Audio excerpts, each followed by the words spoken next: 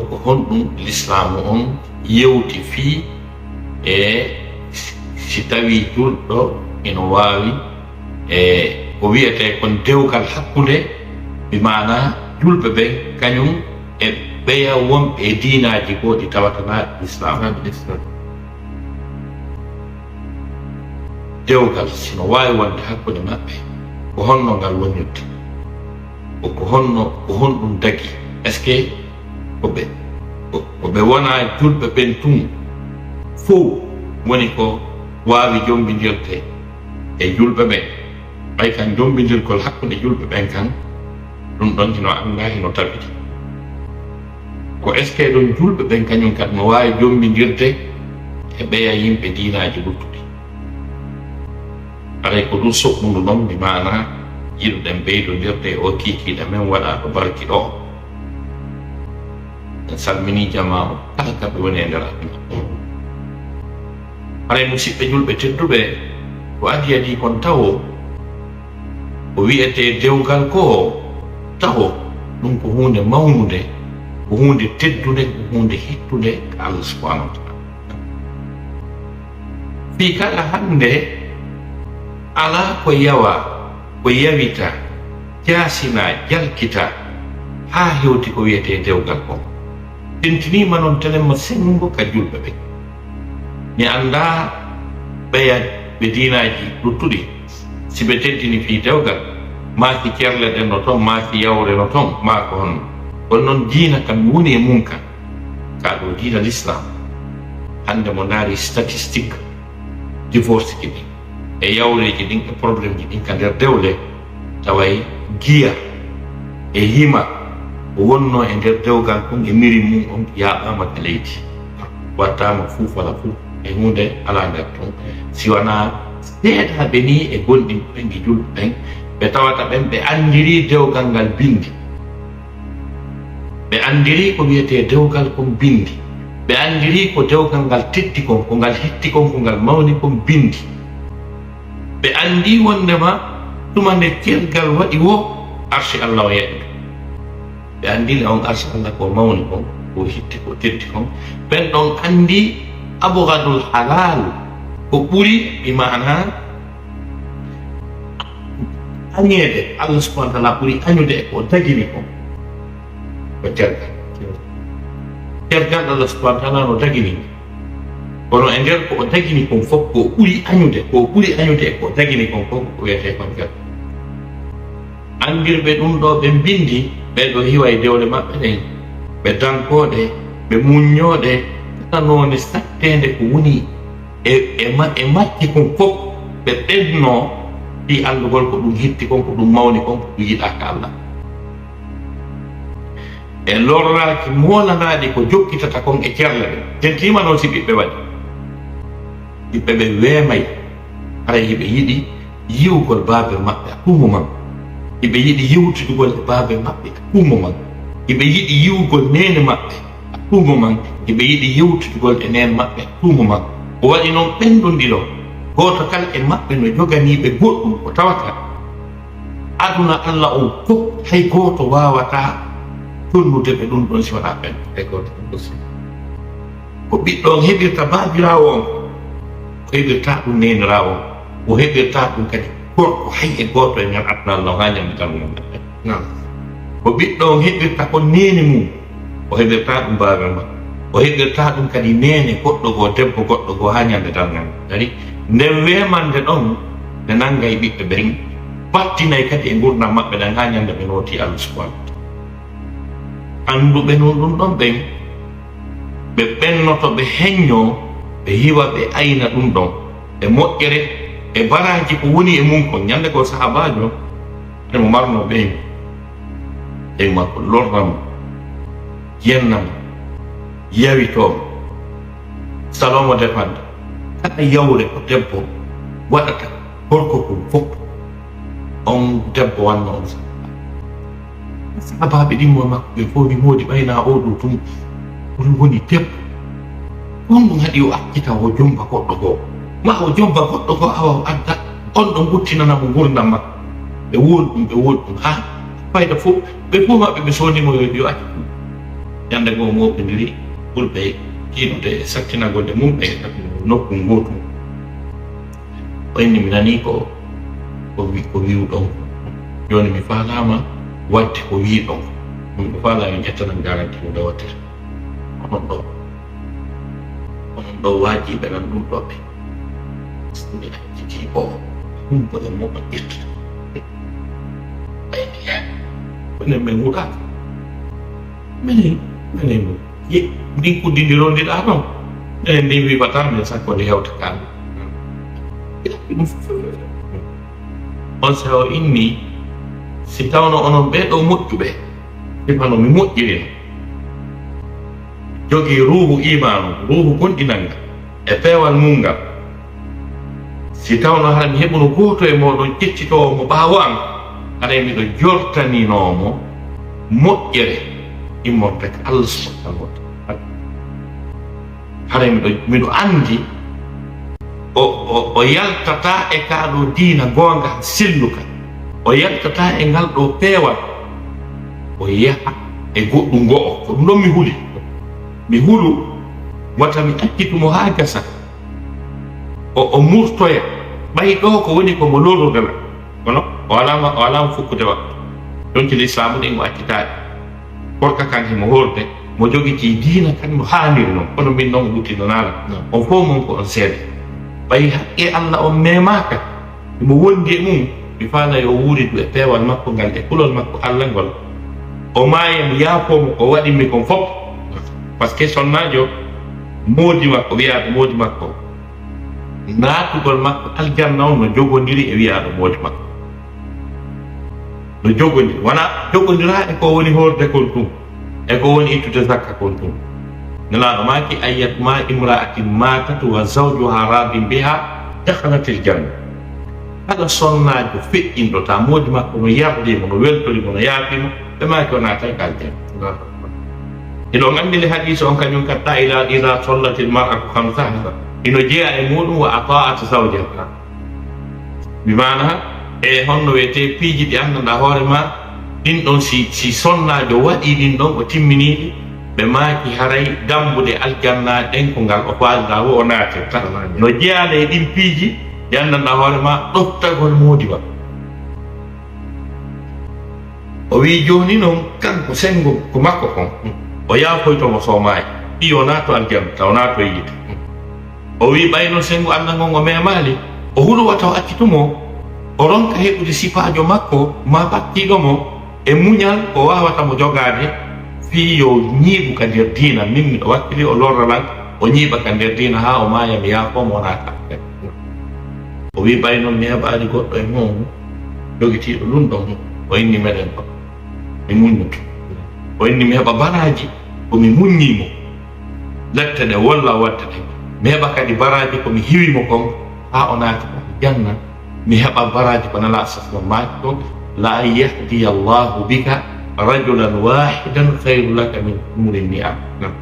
nde Allahu nan ɗon subhanahu wa ta'ala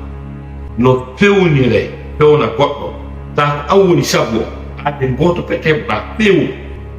Allah fewna adde goto na an fewnata an ko wonanma ko waaja ko ɗon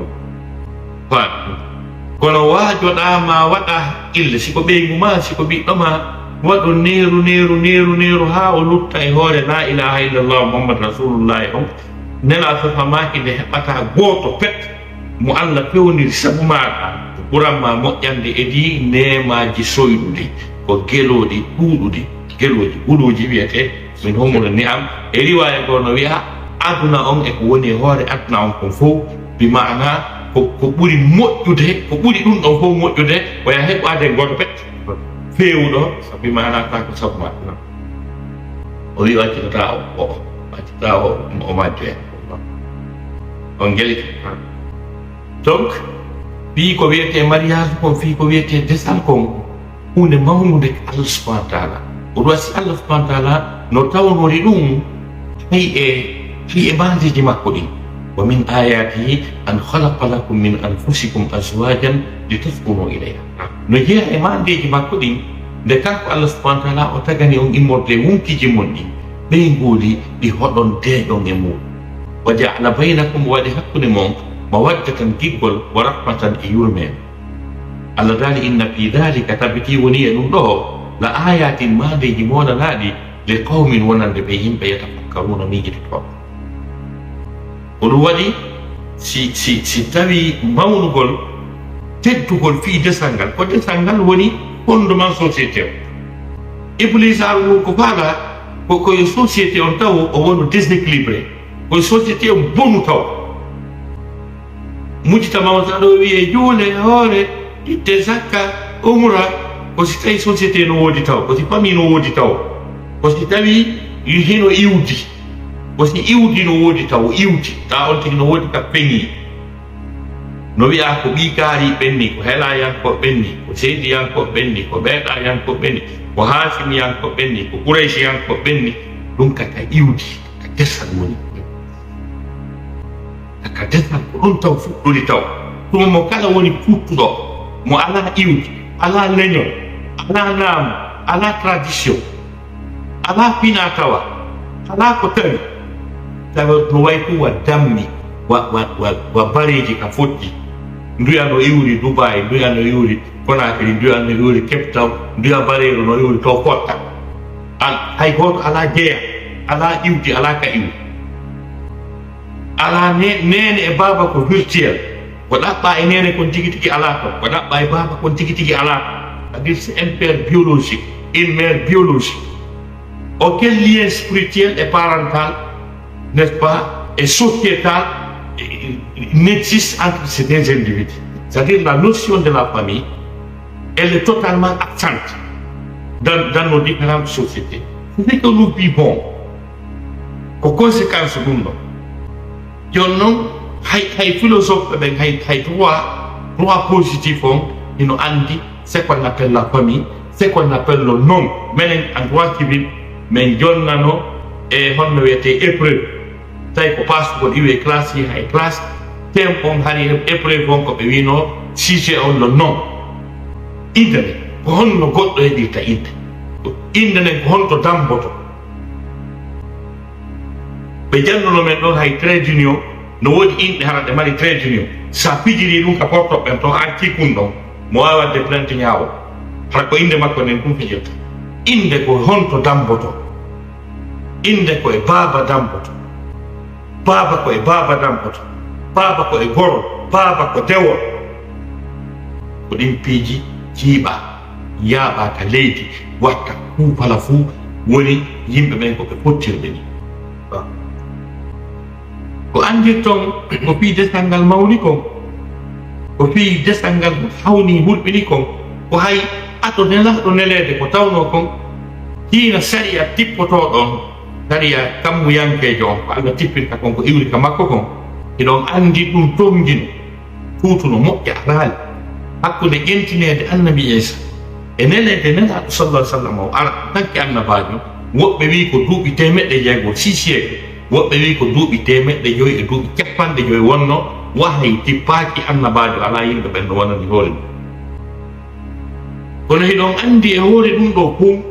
ko société on neeɓi ko ɓay Allah daari ala fatratin mina rasul, e dow fowtande e dow repos pause immorde ankol nelaɗo ɓen. Allah wi ko ɗum yakkuma an hari fi annabako ngu fowtama de siècle si aɗa duuɓi temeɗɗe,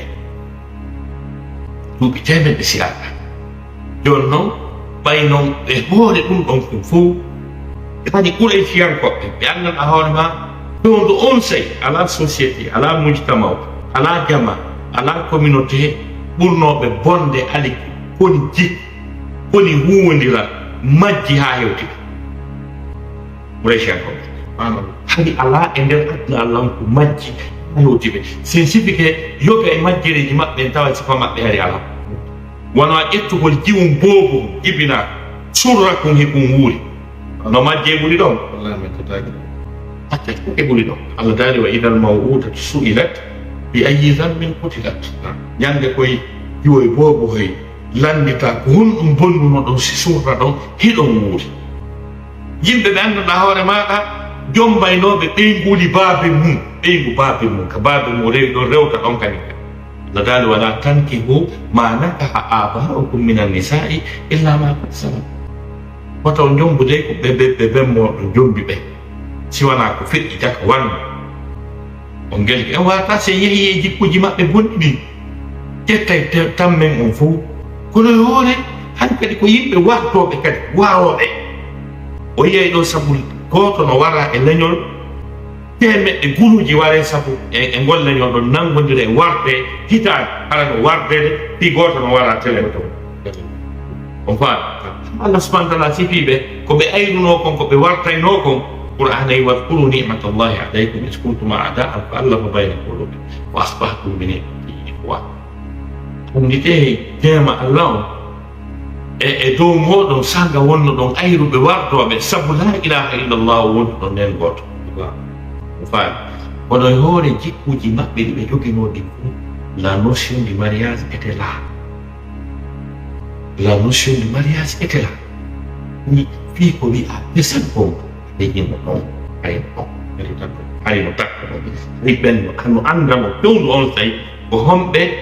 wonno e ɓiɓɓe halal homɓe wonno ɓiɓɓe pattu no andano fewno hani dewle no woodi tele l'islam ala hani dewle no woodi hani ndimu no woodi andugol hoore muɗum anda ko dimo anda wona o haɓɓeteɗo na o yeeyeteɗo na o jiyaɗo hani ɗum no anda e société hani kadi no woduno kadi rewɓe fewndu on tawi ɓe tawata nden majjere fof hinde fewndi ɓe tawata kamɓe ɓe ɓattako ko boni kon ɓe ɓattako ko wiyete jeere ɗum no andanmo fewndu on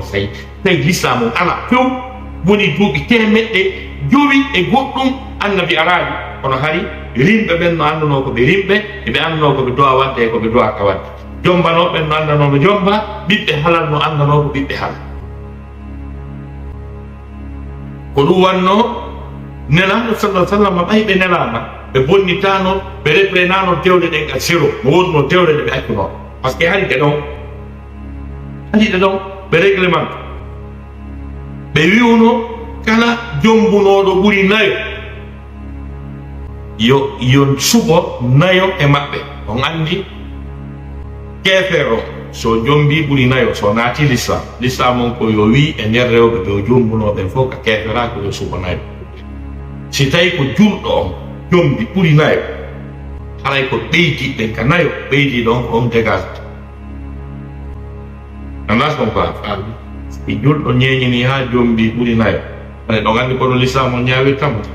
mo naati de mum ka baldi wo haray daganiɓe mo ɓen nayo e yaasi kanko e jaatiki makko waadi to hay tawi ko alano makko ka feƴƴinayo o hande kadi jowoɓɓen yimɓe ɗon ko ɓe ɓeyguli makko probléme pour ça ha o wiya baldi mo pooɗi ka baldi o haray nayoɓe makko dagiɓe hino ga mo waalode on ɗon naaɓe go hayso ko arano ko noon l'islam on ñaawiri ɗon ko ɓeydiɗo on ittete on gelike joni noon musidɓe julɓe tedduɓe ko ɗum wanno nde la sallam andigol ɗon hari dewgal ko sacré e hoore on société bonɗo mo wahay wayri tippade e muɗum a dewle ɗon ko ɗo no alsafam maaki haray koye on tig suɓo nayo e ɓe joginoɓe hayso ko ɓe wulore kono nela sallam wi aali yo dewgal ngal humite no ngal fuɗɗite ɓe accono ngal jommunoɗo kadi nene gotoɓe ɗiɗo ɓay hari ɗum kadi ɓe waɗayno ɗum jomma nene gotoɓe ɗiɗo no dali an tajma o bayna l'uktayni illa ma qasam ɓe hawtum bi mana nene gotoɓe ɗiɗo mi accani on ko feƴƴi daga hari wan ɗon kadi koye on tigui daaru goto e maɓɓe siko jaajirawol siko miñorama maɓɓe o luttira goto kono nana fuɗɗitanodi dewle ɗe ɓe tefano ko hon ɗum teŋe on wonno teŋe o siko carton mum wisɗi e siko kosiru ɓe natano to ɓe respecte no dewle ɗen ɓe acci hay kadi no woduno e maɓɓe kadi heɓiraɓe ni harana e hoore dewle ɓe kadi hari ɓe ni no woduno e maɓɓe jiyaɓe horɓe nela sallam wiyani koye hoore tooñe e ƴettuɗon oɗo ko ni e ni ɓe addu tun laawi ko honno jiyaɓe gettorta ala ton kaali hay sa jabodiri e modima ɓe no tahari ɓeynuma wiya tahariru akabati o rinɗingol daani sa wari a tewaki tahariru akabati o rinɗingol daani sa probléme heɓi probléme hajjugaɗuma kala kirɗu ɓe jotɗum e nder législation o laawi ɓus ɓe mana ko jiyaɓe accitirte ɓe hetto ngelit donc depuis fewdo on sey ka jahiliya iɗon andi himɓe ɓen Abou Soufiane ñande o naata en wal islam ha gasi ka fatu makka ɓaali naatugol islam iɗon andi sartiji ɗi sonnaji on andi worɓe ɓen so naata l'islam ɓe aray tum ɓe wiya la ilaha illallah muhammad rasulullah ɓe naati kono siko debbo no woodi ahadiji traité ji o preta serma e dow piiji jooɗi ma nayi ma ɓuri si naatugol makko l'islam on valide يا أيها النبي إذا جاءك المؤمنات يبايعنك على أن لا يشركن بالله شيئا ولا يسرقن ولا يزنين ولا يقتلن أولادهن ولا يأتين ببهتان يفترينه بين أيديهن وأرجلهن ولا يعصينك في معروف فبايعهن واستغفر لهن ويبرر أنكر نمبر أدناه وربي باي Kedua si keferon al yahudan ke jonko be visi benang di bedo are gandi alla bondi bil islam si tawi sonna arrivi non ha dell'islam o wondira e dow ɗi ɗo gogo on taw wondema o sirkanta allah ay fuf e nder ɓurna makko nan ewi ñande o sintiri o wiyete surtout kongo memita hande ko wiyete nguy ka wujjugol ton par ce que ɓe ñomitay andi ko kamɓe woni situation kamɓe woni gasuur kamɓe andi ko naate ko yalta si ɓe pewal tum ɓe ñomita dépense kadi ɓe wawi ɗumitude ɓe mari alaaɓe ɓe andi géreji maɓɓe debbo mo ala salaire ala joddi ala gollude ala revenu mum on si naati e sére lewru kala 500 000 francs guinéen compte ɗin iwata waɗ e sifa ɗin ha gasa donc ko taw hara onti kadi o signa wondema o wujjata o signa wondema o jeenata o signa wondema o palkitata pancare pénale ko iwrata sengo ley ka koyɗe makko wonde ɓe ennayi ɓe ala julde ara ɓe julte ma ɓe ƴettoya to biɗɗo ɓe hukka nder ton tawa anda faami ɓe ƴettoya anda donc si tawi ɗiɗo tato nayo ko ɗumanni ke si ɓiɗɗo heeɓi ke ɗon kombo andi ko homo on faami ɗum ɗon kadi ɓe wawi ɗum kara annotaka diw on faami kañum e honɗum wala yasinaka fi marufin ɓe yeddata ma e ko moƴƴi ko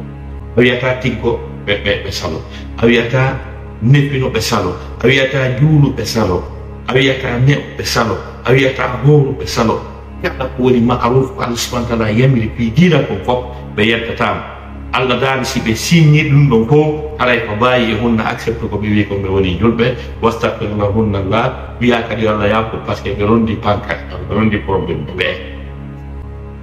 on fani donc ko ɗum waɗi musidɓe julɓe tedduɓe e fiingal testal hingal mawni ngal teddi subhana donc ɗum arno ha sahabaɓe goo telemma sengo ɗen dewle ɓe ndaari no dewgal islam ngal artiri noon hino serti e noone no dewle maɓɓe ɗen humiraano ɓe lanndo question ji ɓe lanndo question ji haa nana ɗo wi terte ɗum terte ka waali ha ayo wi ya ayuha alladina amanu la tasalu an ashia in tubda lakum tasu terte on lanndo question ji ta toon anndo yiɗi moƴƴan sa lanndi ke haa woni ko a fattujo moƴƴitay akkata ɗum buma ɗo ɓeɗɗe yahi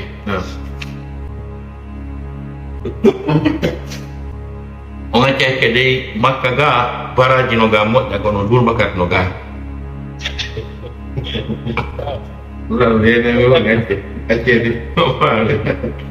donc changement climat o ka yaasi no wona à peu près 50 degré à l'ombre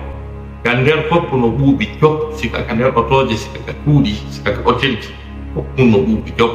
donc on intervenance o réaction hakkude yaasi on e nder on ko ɗon créata mi mana ɗiɗo ɗum donc musidɓe julɓe teddu no wiruɗen noon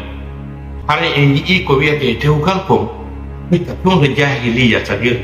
la période pré islamique mi fewno ɗon dewgal hino teddi hino mawninaka allah subhana nafere noon ngal ko sharkiniɗa donc ɗum waɗi ɗo e wiwu est ce que julɗo no duwa jombude kefere ma kefere no duwa jombude julɗo tawi ma yewten tawa ko ha honto dewgal hitti ko ha honto dewgal mawni ka allah subhana wala ngal yaɓirano hande ngal sabota ngal watta mere ngal watta layifu ngal watta fufala ko fi on ɗum moƴƴugol neɗɗanke pewugol makko no fuɗɗori taw ndimu makko wontaw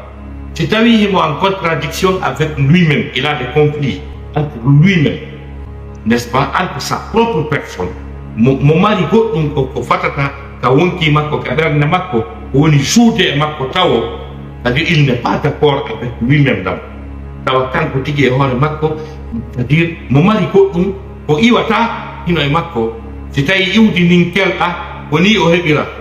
koni eni on complexe on problème to yonanimo taw problème sakko waɗa goɗɗum o waɗa goɗɗum on waɗi l'islam on no yiɗanimo mo jogagol taw iwdi joko ndimu joko gorol joko dewol ɗi mana o wona jeeya taw o wona marɗo ka iwi ara wonani puttuɗo mo allah ka peñi taw ko ɗum ɗon taw woni fondement société on oɗo ko ɓe homɓe ɓen ni ko geɗal hombo ni ko jiwo hombo ni ko jiwo Oustaz tawi ko ɓe musidɓe men ɓe to ɓen ko ɓen ɗo ɓeɗo ko yumma ɓeɗo iwdi to e ndiya iwdi yimɓe moƴƴuɓe yimɓe ɗum ɗo e ɗum ɗo e ɗum ɗo e ɗum ɗo woni ɓe en ɗam no gasi honno on nande soro makko on nande pati makko anduɓe ngalano andi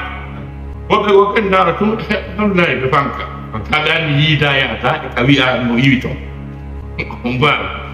donc ɗum ɗon ɗum ko fierté c'est-à-dire c'est une paix interne wonande neɗɗanke une fierté aussi wata tahi mo mari iwde mari gawɗi fa donc joni noon keeferaku ɗum ko faala ko yaaɓugol notion nene yaaɓa notion baaba yaaɓa notion dewgal yaaɓa notion gorol yaaɓa notion iwdi ɗum ɗo fof yaaɓe ka leydi ɗi mana programme makko wona programme fuufala idéologie ji ɗiɗi e dominuɗi tamben on, c'est-à-dire l'idéologie capitaliste et l'idéologie communiste on faami kamɓe ɓe waɗu systéme ko ɓe addi ko tawata ko hawtiniri société on ta ko mahi ɗum e hoore neyan ko ala par exemple communisme c'est-à-dire ko ɓe wi ko parti o ɓiɓɓe parti o révolution ɓiɓɓe révolution joni ɓiɓɓe ɓe jangi tulal ala to ɓiɓɓe ɓe honno wiyete seydiyankeɓe ala to ɓiɓɓe honno moriyakaɓe ala to ɓiɓɓe kabaɓe kohoɓe tedduɓen kankan ala to ɓiɓɓe chef fantamaji en iwdi ɓen ala to iwdi ɓe kula ala to iwdi ɓe zawiya ala to iwdi ɗum ɗo fof muula kala ko wiyete iwdi kala ko wiyete teddungal taniraɓe dinasali ka siɓɓe men sotoɓɓe ala to on faami taniraɓe policier ɓen zebbela toba ala to on faami lañta kala ko wiyete iwdi wiye ko révolution prêt pour la révolution prêt parti o ko wona ɓiɓɓe parti ko wona ɓiɓɓe révolution ko tawata goɗɗo anda parti siko dane siko mbule parti siko ko wiyete ɗum ko parti o révolution camarade nene ala baba ɓiɗɗo wiya nene mum camarade baba wiya ɓiɗɗo mum camarade ɓeygu maɗa si o muti a landota ko haray mo jungo révolution mo ka permanence ko donc ko ɗin idéologie ji ko ɗin taw lanki fi ko wiyete ndimu kon fi ko wiyete neɗɗankeyaare e nder société ji men o notion enɗam notion ndimu notion jeeyede révolution on sabuki boykoti wi fof no fota fof ko gotum ɗaɓɓirteɓe droit ala ɗaɓɓirteɓe hurma ala hay fus ala fof ko goɗɗo on faami alale fof wonata gore kalmo koyen wona gore so yi fof no dogude yoɓa million ji billet avion ara ɗo ko goɗɗo no waani ɗo no wiide Muhammad Rasulullahi sallallahu alaihi wasallam on ɗon naawgol e luttuɓe kalmo koyen hun jiiɗo Qur'an ñiiɗi e peewa itti sadakaji okki janti inde Allah subhanahu wa ta'ala ha tawa so fewti Allah wi Allah waɗɗo goɗɗum Allah waɗe e jooɗiɗo ɗa e lulluru mum beere eno sirtude beere nden sirtande ha gasa siiwande jooɗo ƴetta tawa tagi on ko 5 litres e honno wiyete paix yaadu ɗum na gotum kalmo koye mo wima ɗum ko gotum haray o naati e sabakat on faami tan e ɗin piiji ɗi anda kadi sennidira on faami ɗum noon e nder société ji ɗin fof ɗum no woodi wona ɓe portoɓe ɓe yoton no woodi kohoɓe maɓɓe tedduɓe maɓɓe hakkanaɓe maɓɓe ɓen jojoɓe e leydi maɓɓe ni ha ñandatan gandi ɓe tata ɓe andiraka bonki ɓe andiraka fenaɓe ɓe andiraka tooñe ta ɓen hino anda ɓe andi fi maɓɓe ɓenno toon si tatti ko ɓe yahanke ɗaɓɓite ɓenno toon on faami hay telemat sengo ka formation ka l'école no l'école des élites on faami ɗum hino anda hoho yagal ngal hino anda Allah subhanahu wa ta'ala fornari ko kadi on faami donc ɗum ɗo idéologie communiste on kanko ko ɗum ɗo addi idéologie capitaliste on ko addi ko ɓuri bonde kanko ko matériel o woni yeeso ko groupe Karl Marx en on faami groupe Engels en e wayteɓe no ɓewɓe kamɓe ko c'est le capital ko jawdi tedduɗo ala karmokojo ala ko jawdi en amari jawdi wiyete alanke en seeni hay otoal maɓɓe ngal wiye ngal seeni on faami taw si tumbodirama ɓurɗo marɓe mbuuɗi o on ɗo wooli konko ɗum hay fof no andi ko fen haydi fof no andi ko fenade ɓen ɗo nayeteteɓe kamɓe ko jawdiɓe hikkini yeeso ndimu e diina e teddugal e enɗan ɗum alata ça c'est l'idéologie capitaliste donc ɗiɗo ɗiɗi bonni adda men ɗi raɗi mœurs ji ɗin ɗi raɗi namuji ɗin ɗi raɗi ko wiyete notion ko wiyete diina ko notion ko wiyete religion et ça c'est très naturel voilà donc ɗum ɗo fof woni importance woni nafoore ko wiyete dewgal kon ko wiyete desal ko wiyete famille ko ɗum ɗo na hunde samat ala joni noon si tawi famille ala nene ala baba ala koto ala bay mawɗo ala yaaye ala pati ala ɗum ala on say noon on tigi noon wona ɓiɗɗo hoore mum ɓiɗɗo papa e mama tawa ko jiwo on yiidete e gorko ha gasa ɓe yaltita ɓe naatita fof no reeni gol susta wolde les majeur ko majeur on faami a sutta wolde si tawi jiwo maɗa naatidi e gorko jiwo ma adda gorko mo a yiyali mo anda yalande présentement baba ko copain nganni ko boy frère nganni c'est mon petit copain c'est mon petit ami on va donc puis jeune homme vous prenez quelque chose bon petite orange ɗum ɗo ɓeya wa tayna hay fof on faami donc e na baɓe makko andi konko jombata mo na bawi makko andi ko honde ɗum aw jombete hayti bawi makko no faala yo o jombe mo reeni bawi makko no faala yo jombe ko tuma nde faala o so jombe komo faala on jombatamo ɓen makko suɓantako mo moodi ɓen makko suɓantako mo moodi bes mo addoy o siko kefere o addi siko honɗum nde o addi kala mo addi o sutta wode donc ɓe waɗani en systéme capitalisme o wi'i si tawi on tigi heeɓi 18 ans o woni majeur déjà haray mo mari droit eggugol ka hoɗo ɗon ka galle baabe muɗum ha gasa yaha wonoya ka faala o wonna mo faala o kadi ta goɗɗo susta wolde ta goɗɗo susta wolde e hino ko heeɓi aduna on ko hino ko heeɓi société o joni noon artugol ka toɓɓere men est ce que ko honɗum woni rapport position l'islam o hakkude julɓe ɓen wimata e jombugol maɓɓe ɗiya diinaji goo maɗum ɓe e yimɓe diinaji goo ɓe wona diina l'islam est ce que no wawi jombude wimana rewɓe julɓe ɓe donc ɗum ɗon no noon donc ɗum ɗon no noon joni ɗum ɗon hino ko woni kon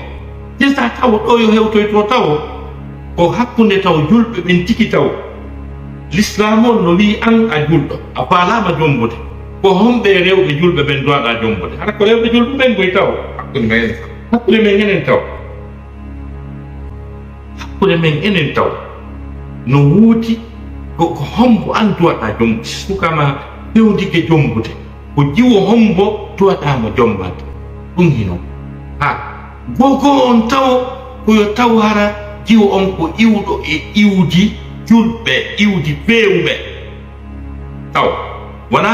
famille na jawle ɗen darta est ce que ɓe mari jawle est ce que hiɓe laami est ce que hiɓe ɗum ɗo wona ɗum ɗon par ce que nana sasama ɓe haalani en noone rewɓe jombeteɓe debbo kala jombeteɗo yaltata e ɗiɗo piiji nayi Bagi ɗum ka hol mar'atu arba'in sonnajo no jombira sappiiji nayi ɗi maaliha wa jamali wa nasabiha wa diniha wa alayka bi dhati din tarabati yad ko aw kama qala nabi sallallahu alaihi wasallam nana futtaɓe manki wo kala ko wiyete jiwo kon fof ko wiyete jiwo ko wiyete debbo kon fof sappiiji nayi o jombirte emo jombire sabu jawdi makko ni non ɗiɗon sa naati ɗon arete haray tan ni ange tampere on juuli enen tawi ɗo fungitori ɗo wa picca koliru no karandejo juuɗi o basal wa mon ami sa heeti ke ha jombi on ɗon alaya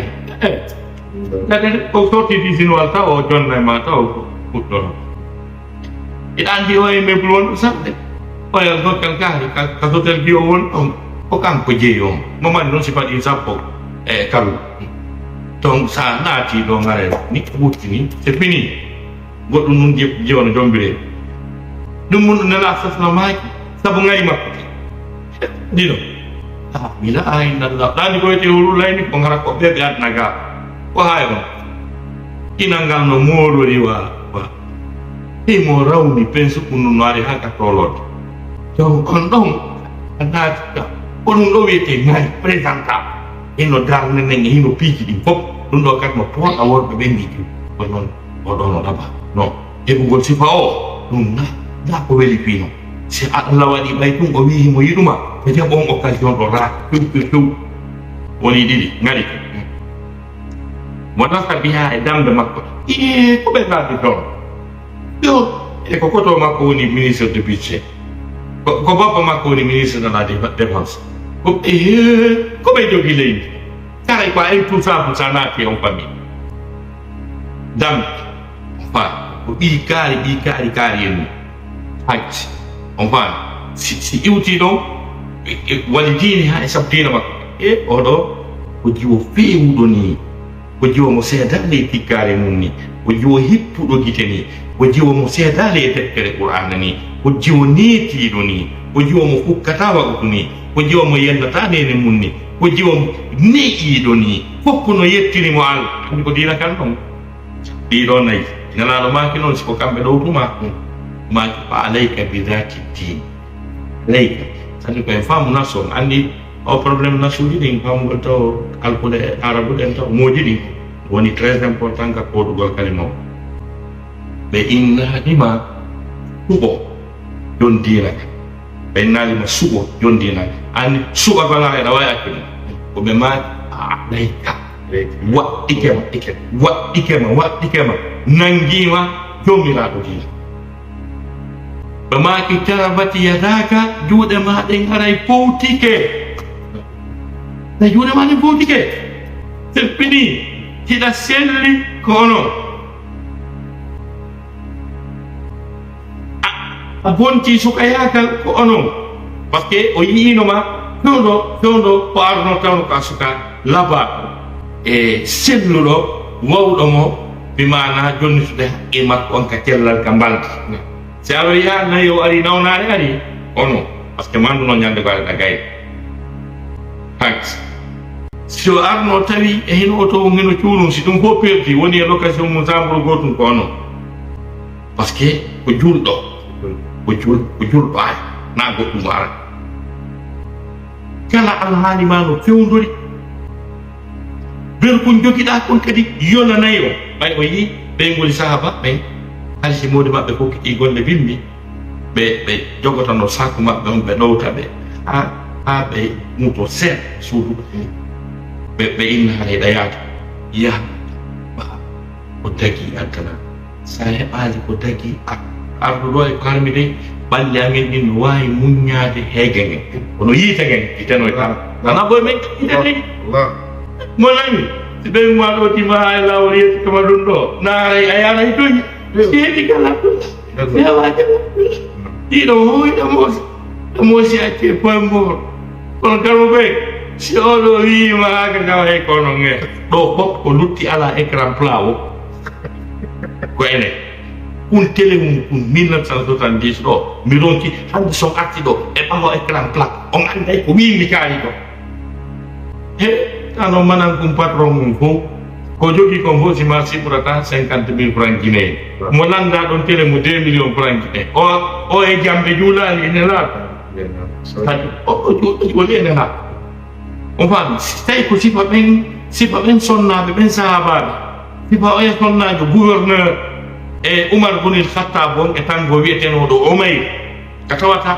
banque centrale julbe ben wadi excédent c'est-à-dire mbuuɗi heɓi ke gouvernement on état on heɓi mbuuɗi ha dépense ɗin fo lanni tawi mbuuɗi no lutti ko ɗum wiyete excédent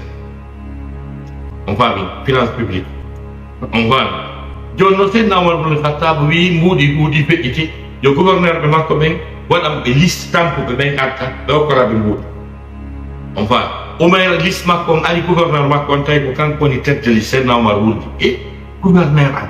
wona hande ta ko miskino seydna Umar wuldi negani mo wi o arwani ini ko holno wonirɗa miskino in Umar a wi men menen lamɓe ɓen yomi yurmin miskinɓe ɓen mi ƴetti salaire an o mi hokkitiri jaka ha mi tampi gouverneur on goye nawigol gouverneur no arde kam men c'est à dire ko tan si lamɗo no haɓɓe ka quartier ko tan ay tokkarbiɗa makko panda makko e ɗum ɗo e werde kamɓe ko gouverneur on mbi mana okkata okkitiri ha woni miskino seydna Umar fisti haga ƴetti 100 kilo kange mono wolande koye 100 kilo kange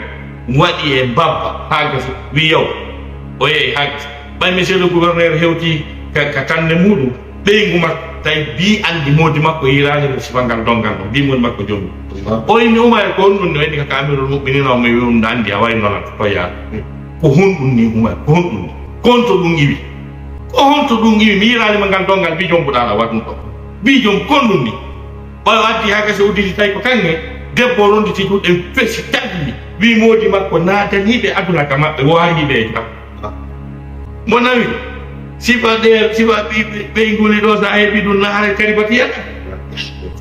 haray kalibati yata haray fuutike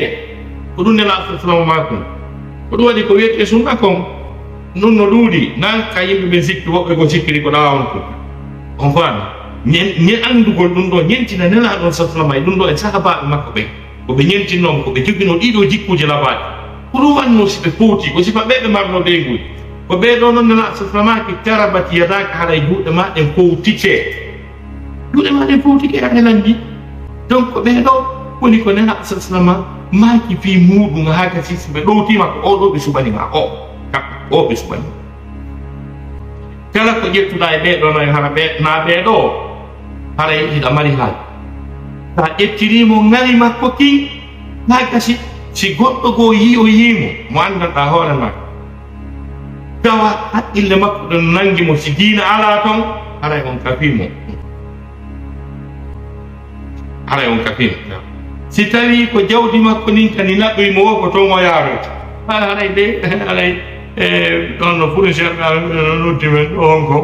haray kipana e faɓɓen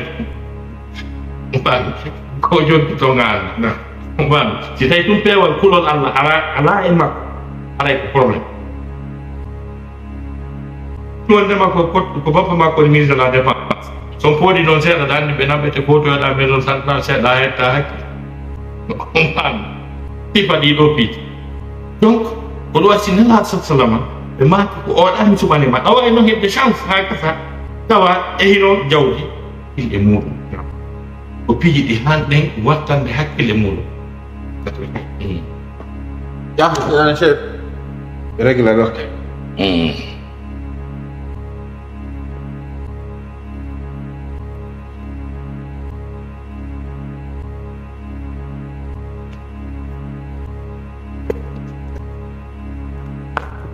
na donc ko ɗum waɗi nela salama kamɓe ko oɗo ɓe suɓanima ɗum ɗo ka nder diina ka nder l'islam ga yimɓe wiyata ɓe a julɗo koɓe julɓe wonɓe julde ko ɓeɗo jombata o faami nafere noon wi pat noon joni ka yaasi i julɗo no du'a jombude kefeero ɓatti e kefeero no du'a jombude julɗo ko ɗon taw on faami si tawi kadi ko worɓe men ta ko an okkitirta jiwo maɗa ɓe l'islam sappiɓe nela satan ko maki ida jaakum man tardawna dinahu wa khuluqahu fazawiju ɓe maki si ari e moɗon tawa ɗa jogii jiwo fewndiɗo sukaɓe ari ƴamugo ko ɓe Rolls Royce ɓeeɗa ko ɓiɓɓe ministre ɓeeɗa ko star ko sifa ɗum ɗo ko ɓe million jeero ko ɓe ɗum ɗo ko yimoɓe ɓeɗo fof si ari piijo ma o nenaɗo maki mo weɗaɗa diina mum kañum e jikku mum on sino e maɓɓe maki okkon wongo weɗaɗa diina mum ko wonɗo diina juɗɗo diina l'islam diina ka suɓiɗa kan diina l'islam mum si tawi taka jikkon no moƴƴi na yaro ɓeere na fimmo cigarette na yuppowo tuuba na liƴiro andi ɓe liƴoɓe ko funaɗi ɗum ɗon vraiment ke moƴƴa sengo nono ko a gauche tawi liƴir tan ko wanno iblis ar no moƴƴina ndu woninaɓe kadi on faami andi kamɓe hay yimoɓe te ɓe wola fi gauche et droite ko gauche ɓe wolta ko olis mabele ko wino ko tout le monde à gauche à gauche donc ɓe mbaɗi kadi gasam wino ko tout le monde à gauche on noɓe haɗi ɓe wiya droite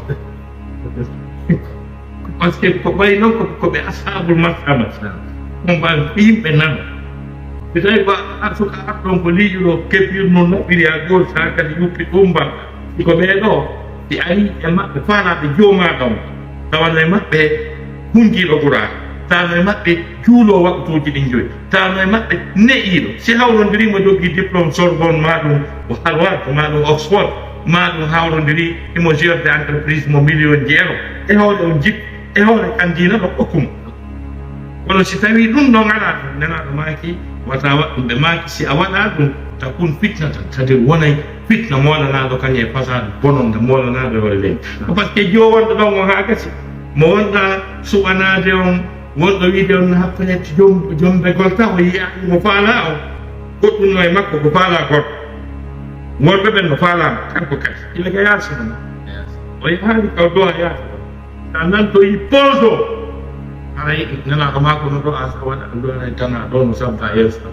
waɗɗum ka nenaɗo yetta o probléme qur'ana wi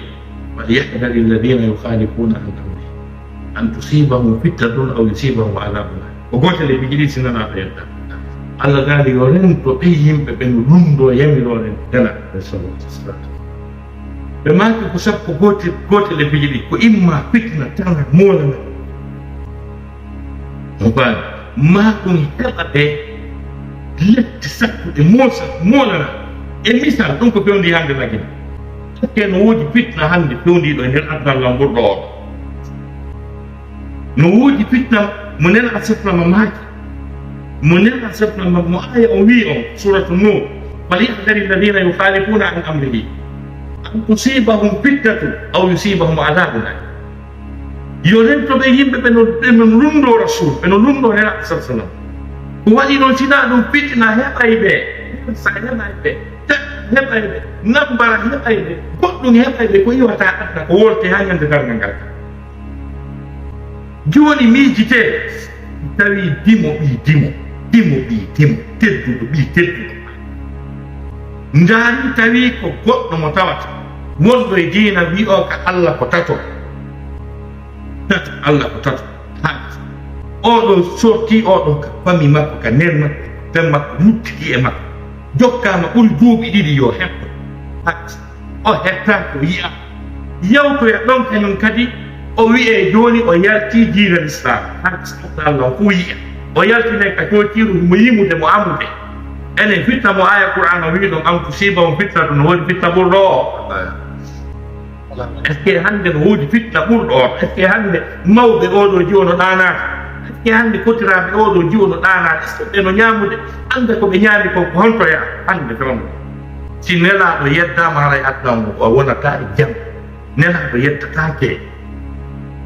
yettatake si tawno harano o jiw à partir de 18 ans makko ma 14 ans par ce que l'islam on kañum no jaɓi ɗum faami yigol mariage précoce ko ɗum para ha l'islam o so kajuuɗe ɗum par ce que ko ɗum ko ɓeynata précoce fof si jomboyama hara ya ndigor ɓuri ko 90% maɓɓe ara ya ndigor si o jaatike na mariage précoce so yaltike gorko heeɓi petit ami na mariage précoce ko si wi ponson ko Allah taggi ɗon ko wiyata ponson adna Allah fo wowat réseau sociaux fo wowat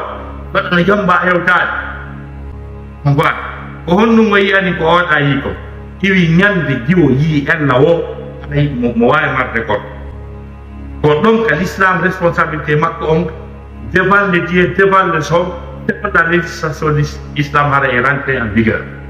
À partir de quand il règle qui makko de Dieu non Dieu ben il règle à l'âge de 12, à l'âge de 13, à l'âge de 14 ans. Ko si ko maliki on kambe de si debbo heɓi duuɓi sappo e nayi ala welli fama kama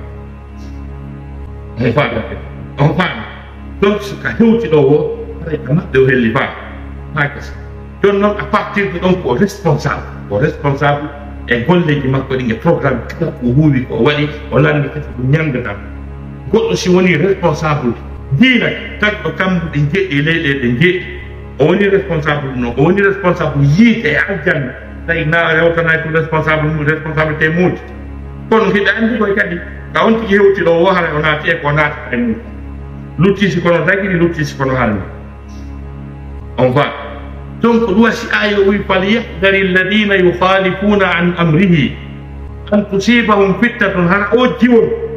ko niidi l'islam o neɗɗo hara o toɓɓanan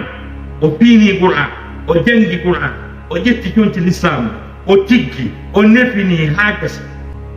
yalli ki ngari ki o laba kon fof ado heɓde ɗi duuɓi ɗo no hikka haɗi arani wiɓe no fanama si o okkitirana ko okkitirana ɗon no on say e dow diina e dow namuji tikkuji l'islam ko fini o tawri makko ɓe ɓay pellete yimɓe timmi madina ko yimɓe kowoɓe ko yimɓe tedduɓe min mi yiyaali mo timmi madina laƴi fuujo mi yiyaali mo timmi madina fuu kala fuu yiyaali allah walla allah nagoye man tubalɓe kono menen pita timmi madina ko fierté am koɓe référencé timmi madina ko ɗon andi timmi madina ɗon andi gunɗo ko wi timmi madina ko ko timbi madina na timbi madina de maɓɓe noon no andi koy c'est à dire sa wona e timbi ɗon ko madina ko timbi madi na timbi madina ko timbi madina ko andiraɓe diina e nefinare e yankinanagol allah subahana taala e wakkilagol halal muɗum e janngugo yimɓe timmi madina na yimɓe yiloɓe mukkal na yimɓe domoɓe ndaare toon ko adi développe de pomme de terre développa e nder laggine fof ko timmani siɓe nangi jeygu ɓe resitay siɓe nangi aventure ɓe resitay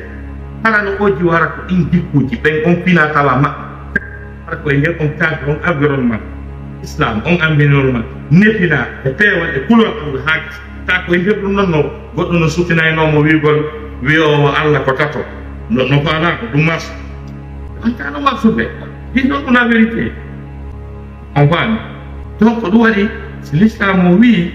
wondema nelaɗo sallah sallama koye ɗofte pellet ɗo o yiido e oɗo ko panɗi o hara ɗiɗo ma tato ma nayo arno wino no faalama tawno hara mo ton ko okkitira ɗum ka moƴi makko o sikka ɗum ɗo laatɗo dano ko hayt donc ɗum waɗi si l'islam on ɗo yo wiye wondema awa ko est ce que jean no wawi jombude honno wiyete pôle ma ɗum muminatu ma ɗum ɗo c'est un problème d'éthique, un problème d'éducation, un problème de meurtre, un problème de coutume, un problème de dépravation, n'est-ce pas, de mœurs, de coutume, un problème de déracinement, on parle. Donc, de déracinement, je veux dire, on parle. Donc, il me dit qui est l'école, pareil, l'année, quand il vient à Tawa, no woodi jiwɓe mais fulɓe ɓi fulɓe wonɓe wattade pantalon bras yorowa flédir yoɓe yeeti hen si ɓe andi patron o maɓɓe goto pet mo ɓe yi hande no watti pantalon sakko bras yo patron maɓɓe ɓen fuuta ɓe tawruɓe ɗum ɓe tawraɓe ɗum ɗon ka julɓe ɓen suki ɗon hande ino hurɓini ko kamɓe wudi subafal ngas ɓe a naati ɓe a yiw ka naatire ɓe a yiw ka naatire si ɓe naati yiɓe faalale kadi ko woni objectif maɓɓe on ko jiiɓitugol ɗin l'islam on haaki sa hima hurumo l'islam jogi on ɓe yaaɓa kale na ono wino feewi na ono wi ɗumanni a wanino ɗo par ce que sina ɗum o mariage ma ono wadde police sans probléme won ɗon sika ko fewnugo médiatisera fof yi andi ko ɗum ɗo hino ɓi juɗɗo on ka église no amude hino himo amude imo ɓe wiide toon le père et le fils et le saint esprit ɓe wiide ɗum dat bal ɗum hiwona mere donc musidɓe julɓe tedduɓe haray koyen faamu wondema ko wattangol hakkille woodi piiji ɗi weltitoto ɗen ɗi aroya ha tawa ɗe wata huɓidade ɗi hande kadi tawa sabu ko simple weltidade men on voit donc wata e yejjitu ko wonɗen kon sen perdi identité culturel men on hara e lutta ina wawi wonde intellectuel to wona juriste to wona ingénieur wona star do ballon kono hara ɗiɗa septi hoore maɗa jaɓi ko a dimo ɓi dimo koho ɓi koho tedduɗo ɓi tedduɗo julɗo ɓi julɗo ta keɓi ɗum tawa hiiɗoma o kadi yiidete ɗum ko ɓen julɓe kadi avance je vous donne un exemple ko mairie Angleterre la première chose ko mi aji taskade mi jangga mi étudia ko julɓe ɓe mi tawi Angleterre ɓe pakistanais ɓe ɓe mi tawi ɓe tawi hiɓe jarɗi juulirde ɗe 1 million 2 million de pap on va livre sterling hiɓe jarɗata ko mbuɗi maɓɓe laaɓi poste mi tawi ɓe fof c'est des chefs d'entreprise c'est des avocats c'est des juristes malgré ko ɓe jangi kon fof kono ɓe sansali ko ɓe woni pakistanais jiwɓe fof no tigi ay jiwo pakistanais to wonɗo e nder Angleterre tawa mo hunji Qur'an tawa himo jogii doctorat en droit ma ɗum en ingénierie tawa ko chef d'entreprise kono mo wonni jonti pakistanais on tiggi mo jokki Qur'anare makko ɗen mo juulude kono ɗo le maire de l'homme ko julɗo on fa kono ko leƴiɓe tafiɓe ɓe koɓe mankira kon ɓe heeɓi ɗum Angleterre par ce que ko honɗum ɓe mankira ko oto moƴƴo ñamete moƴƴo gurdam moƴƴa no bien-être on faami courant e ndiyam e piiji ɗin fof kadi e gandal technologie ko ɗum ɓe mankira ɓe ƴetti koɓe jokka ɓe arte mum comme ɓe andi ko kanŋe ɓe jogiti diina maɓɓe kan tradition maɓɓe kuti maɓɓe on teddingol nen maɓɓe ba maɓɓe teddina communauté maɓɓe on ɓe wonno a hombode ko ɓe laɓa kon kono wowɗa o kamɓe ko ɓe fi maɓɓe koɓe fi julɓe ɓe on faami donc no pullon noon ko yeey wo wayday o wona e porto ɓuri portojo mo tawi ɓuri portojo mo tawi omo ɓurani no an a wawata portoyaki a wawata portoyaki accumi wolle ko wiyete portoyaki accumi wolle ko wiyete américain yaaki e sifa ɗin pi kamɓe ɓe respecte hoore maɓɓe respecte coutume maɓɓe on haakasi ɓe ƴetti technologie on ko ɓe manquera kon haakasi ɓe ƴetti bien-être on ko ɓe manquera kon ɓe luttiti e diina maɓɓe juulirɗe darnaɗe toon ɗen ɓurɗe ɗe 90% koɓe mbuɗi maɓɓe laaɓri poste entreprise ɓe gollata telema sengo ko yowiti informatique ɓe ɓuuri e anglais e ɗon taki ko humti Qur'an fiyama hay ala salata yedde ka juulirde on fa donc sifa ɗin ko non ko ɗum ɗo heeɓi en en ɗum kala naata ɗo l'école wawi papa e mama haray hande kadi diina kan o hersiri ka o hersiri yaye makko o hersiri nene makko tawa mo fottiri ni ɓuranimo nene makko mo fottiri ni ɓuranimo photo makko mo fottiri ni ɓuranimo famille makko mo fottiri ni ɓuranimo diina makko kan ɓuranimo c'est-à-dire village natal makko ɓuranimo coutume makko ɓuranimo mœurs makko haakasi tawa bimana tawa ko ɗum ɗon le wonunoo ko ɗum ɗon woni ala toggo ala prix ko ɗum ɗon woni sodota mo fini tawi na o julɗo o wata heɓitude ɗum ko wawana ko yo silmine kono ɗum tawa a pinu tawɗa ka julɗo a nataka l'islam yumma maɗa nataka l'islam baben ma nataka l'islam soro ma nataka l'islam manta soro maɗa nataka l'islam ala hay goto e mum haɓɓaɗo jiyade nata l'islam ala haɓɓaɗo nata l'islam ɗum sortake ɗum heɓatake on ko heɓatake Washington ɗum si en nakki précieux ko tawata julɗo no hani martorde bunkela ɗum heɓotako joni noon komo andanɗa hoore maɗa ko ni futtiri ko sifani o wontatama aduna a wontatamo aduna pour alayi lakum diinukum waliyati hiɗon jogui diina moon kam miɗo jogui diinani en kafa ñameteji en kafa ko yarete en kafa bornateji en kafa hay bangol en kafa bangol en kafa hay bangol en kafa tawa tedduɗo ɓi tedduɗo koho ɓi koho ɗum fof ɗuman noon wen bo ɗuman noon ɗum ɗon fof ko neediji law noon tigi neyira noon eko hollakon o holla kon coutume makko on yaye makko en soro makko en bappa makko en diina makko kan ko ɗum noon ɓayde reeni hay wonɓe intervenir ɓe tanama sengo mum ko ɓoordini konge no wayi noon gatta ko gotum on noon kadi no wawi mo arande nomi yirini on faami donc ɗin piiji ko probléme ji wondiran e gonga julɗe wowlindira nen gonga sen perdi identité culturelle men ko wonten lasili men ko hoyakal men gal haray en jiibi to ko ɗum sen nawmar makko o wiye kono ɗon andi hari koye jaasuɓe sen nawmar bin khattab o wi ɗon andi hari koye jaasuɓe nen kouraysiyankoɓe ɗen andi hay en anda e hunde ɗon andi hari en tetta ko teddirɗen ko kaadi ɗen teddi fanninta ɗen teddini kaadi ñande wallinɗen ka woni ɓuura jasde ko Allah jasni kon fof ko ɗon affaire o woni affaire on ɗo woni ko ɗum waɗi yo ɗum ɗo wonan en leeso yo wonan en jas ɓe enen ɓe ɓiɓɓe mum jiwɓe woni Europe ɓe ɓiɓɓe mum jiwɓe woni Amérique ɓe ɓiɓɓe mum woni Occident neniraɓe maɓɓe ɓe wonde e mum ton ɓen ha gasa kono si tawi fof ko gootum nenira on ko gototo kon tesa ino woni extravagance ɓuuri jiwɓe makko ɓe on ɗon no wiye ɗon fi tiggagol on no wawi wiide jomakko tiggo o yatta e leer dow faala o naata e leer dow faala o worroto ko faala o goto contrôlable ɓiɗɗo on jo gonto suki ɓa wolande on goɗɗum par ce que qur'ana ko wi ya ayuha alladina amanu qu anfusakum wa ahlikum na e kono yo gonɗima dande hoore moɗon si dandon ɓeygure mon dey yiiti bi mana ne e hoore mon hina on ɓeygure mon par ce que ne'eteɗo on wa'aywa ne'owo ne'eteɗo on wa'aywa ne'owo ko ɗum waɗi ko an taw ne'owo on taw ne'oto taw fe non si ne'aɗiɗi ma si tawi an nenirawo on attarata a tiggotako a yalta lemɓe falɗa kira si kala ɓiɓma ɓe ganda kon toon ɗa yaade ma kon ɗum wonɗa waɗi ina wawi landade joma kon to woni yaade kanko woni yoddude téléphone wawata on faami donc ɗen bankare intanaji ko ɗum noon arata wiyo pose o wiye mi heeɓi ko wolata ko bankotako ɗanduno ɗum hatta newde ko on programme wonno ɗo ɗum wata jiɓe ko wolata ko bankotako hande noon si wi pose o honno wiyete kulluru wiyeteɗu Facebook ɗum heɗu ɗo ndu accata ha ndu yiyatoma si yaltina e ndu yaltitta ban ɓay ɗum ɗo kadi no waɗa toon si bukoy no samay ni ko yalti wo ko yalti woni ko duwaɗa wolde woni ka duwaka wolde ɗan si ɓangati wolde a heɓay wi sa heeɓi wi samo yaytu ɓay sa monétise muran ɗum samay buy kañum kadi ɓe sabbotako makko e haɓe nasiɓe yaltinayi ɗangueto tun ha wona pose kadari ɗawata ko fima wona wolde ko fima yiɗɗa anima on voit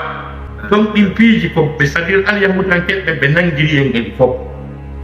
aya qur'an o wi ma yalfisu min qawlin illa ladayhi raqibun atid neɗɗo wawata hunaka farqun kabirun bayna lafzun wa kalamu wa qawlu on faami c'est à dire ma yalfis o wiyani ma yaqul ma yukallim o wiya par ce que ko ɓuri fanɗude e ko wolete ko lafs e nane qur'an nane tafsir s'il vous plaît heɗe moƴƴa musidɓe jom nane tafsir yo julɓe allah nane qur'an nanon tafsir nane qur'an nanon tafsir yo julɓe allah ko ɓuri fanɗude e ko wolete ko lafs on faami ko par ce que lafsu taw ino serti e alkalam on faami ɓayni al lafsu huwa bi mana kullu kalimatin la yazal ma'nahu illa ma ghayr on faami c'est à dire ko kalimatu lafsu hay si tawi ma'na yaltali e lafsu on tawa andaki ko honɗum on tigi wi'i haray kontama lafsu woni qawlu wota ma'na mo jogui on faami ko ɗum waɗi ndeɓe akka ta'rifu harf ɓe innata kullu kalamin ko ɓe inta ko kullu lafsin al harfu huwa kullu lafsin la yazhar ma'nahu illa ma ghayrihi on faami ko ɗum wasi ayowi ma yalfitu wiyani ma yaqul si woni yaqul haray ma'na heɓike ko hay sa otti tum windete a otti ha gasa kala konngol ngol wuuruɗa windama goɗɗo jooɗo Facebook leere tati mo wolde ko Allah na wona nano winde gombo ni anda bimbalde ɓay ma tumol ma o wooda o windi e woodugol o jangga on faami enen ɗo si ɗen faala karmo koyen e wooday ɗo ha janggo ha yontere janggo ɗo hara ɗen yaya goto qur'an on faami qur'an on ko simoje 110 no woodi simoje jogiiɗe aayeje 100 on famta ko aayeje 100 aya goto e muɗum hiɗe wawi ƴettude ɗo buuɗa aya goɗɗo e wawi mo wolde une semaine enen ɗen sanni ko wolen sa windike ɗo noon ɗo Facebook a créé page woni ma wona ma heɓaɓe a anda ko wona mana e kaɓɓelle hay sa wi ɓe windi ko ɗum wasi si ɓe traita ɗo temjiɗi tawata ko no anndi comme woni annda hannde fi mbaldi kono waalorte yawaga rega yawino ko mandaɓe kono ɓati mawoɓe wona ɓe monétise palki maɓɓe ɗi maɓe wona ɓe jangga gandaka ɓe wona konngol ngol ɓe wooli no windete konngol ɓe répétoyay ngol ñande dalngal ngol peese ngol régulé si tawi na astafurlah ngol wi na moƴƴintingol hakkude haɓɓuɓe ngol wi wona honno wiyete ko moƴƴingol wi'i ɓe nokkoyay conséquence maggal ñande ko sahabajo wino nanaɗo enen ko ɓe wonata ko nela safamaki goɗɗo e mon no wona konngol ngol naɓanomo ka jeɗɗa ɓiɗi yiite ka yiite ngen puɗɗi ɗon tawa ƴawata adda ta konngol goto joɗiɗo ɗo ñande o ñande no worɗo wardarnaade o faami fi mbu ko seeɗa heroy sa mowoy wola andara anda ko jelu saabi on faami si tawi ɗum ɗon no wondire yiite jahannama haray ko kanko andi donc musidɓe julɓe tedduɓe wattanen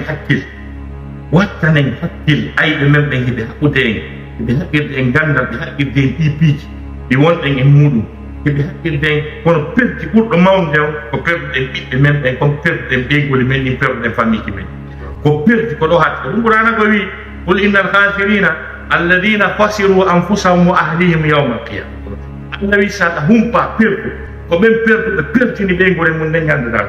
on tigi darota e ɓeygoli mum e ɓiɓɓe mum ñande dalngal tawa jiwɓen andano longal lotorte ɓiɓɓe ɓen anda tikkare ɓiɓɓe ɓen anda hijab anda jilbab anda aya quran anda no julde hewtorte anda hay hunde anda nene mum anda bamum anda bamum mawɗo anda bappa mum tawa koko jokkuno fuu kola fuuyagal ɗum mooɓe danse naɓe yiite jahannama tawa ƴawatako ko ɓuri perdude konko qurana wi ko ɓeɗo ɓuri perdude joni noon ko ɗum waɗi musidɓe julɓe tedduɓe koye watta hakkil wattanen hakkil hewtani en nokku goo hewtani en nokku goo yo jama julɓe hewtani en nokku goo en akkiti ko tawɗen mawɓe meɗen men ko en akkiti diina men ko en suuyani ko en wonata aduna en wonata aduna ɓen ɓe wonɗen ɗaɓɓude ko wonɗen ɗaɓɓude ko en wonata an si a anda ko a hombo kamɓe ɓe andi ko a hombo ñande natuɗa Europe ɓe andi ko a hombo ɓe andi penal ɓe fenuɗaɗen ha wi heɓuɗa kayit kamɓe ɓe andi ɗum sa yejjiti ɗum kamɓe ɓe andi ha gasa sa woni ɗo ha lanni ɓe andi ko a andi ka émigré fam ɓe andi ko a naturalise ɗo kamɓe ɓe andi ɗum joni noon sa naturalise ha perdi dinama perdi programme ñima fof a wonata ɓe aduna andu haray a perdi ko ɗin pankareji ko ɗin probléme ji jokki julɓe ɓen joni noon en yewti fi dewɗe ɗen ka nder diina taw ko homɓe taw duwaɗa jombude ko jiwɓe homɓe duwaɗa jombude ko jiwɓe homɓe duwaɗa jombade ɓiɓɓe ma worɓe ɓe ko sukaɓe homɓe duwaɗa okkude ɓiɓɓe maɗa jiwɓen ha gesa ko homɓe ɗum wowlama ɗon ɗon telemma sengo woɓɓe koye diinaji goo déjà l'islam kañum ko wiyete diina kon ko allah reconnaisse kon ko diina l'islam o wi kon ko qur'ana wi kon inna dina inda allahi al islam ko wiyete diina kon ko allah ko l'islam wa man yabtaghi ghayra al islami dinan falan yuqbala minhu wa huwa fi l akhirati min al khasirin kala jokkitiɗo goɗɗum ngoo ko tawata na diina l'islam tawi ko ɗum ɗo mo suɓi o jaɓantake ko allah ñande dalngal haray ko jeeyaɗo ɗi mana e pertuɓe ɓe ñandata joni noon l'islam on kañum hino harmini fes no harmini ɗi mana worɓe julɓe ɓen yo jombu rewɓe ɓe fewa en taw rewɓe ɓe fewa en taw hino harmi taw ta ko rewɓe julɓe koye kono hara ɓe fewa si a andi ɗum o fewa o ɓiɗ ko debbo ni debbo julɗo kono o fewa l'islam no harminima ya jombu on voit no ko ino aya on ko verset 5 aya jowa on ka surat maïd surat natab sirri اليوم أحل لكم الطيبات والمحصنات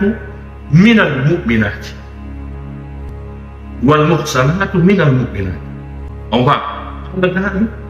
hande on daginanama dagiɗi ɗi kala ko dagi ko ñamaton kon fof ha ñande mayɗo hakkude ko ñamaton e ko yaraton kon ko newnana ɗo yo ñaama kon lanni hande ɗimmo gasi on dagi on andi ɗum